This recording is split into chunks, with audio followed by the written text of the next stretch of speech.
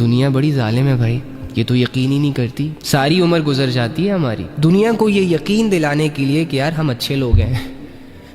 ہم ٹھیک ہیں، ہمارے اندر کوئی عیب نہیں ہے، کوئی برائی نہیں ہے، اس کے باوجود بھی کوئی یقین نہیں کرتا۔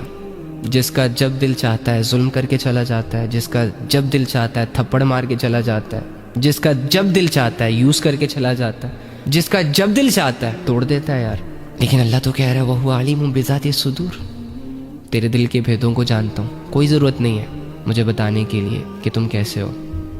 میں سب جانتا ہوں، اسی لیے تو کہتا ہوں کہ تم میرے دوست ہو، اسی لیے تو تمہاری مدد کرتا ہوں، تو تمہیں تمہارے رب سے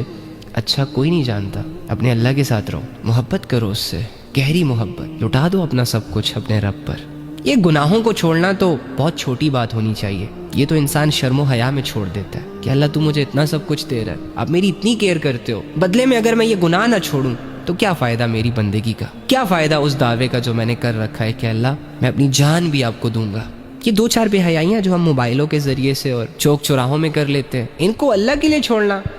it's not a big deal, یہ اتنا بڑا مسئلہ نہیں ہے۔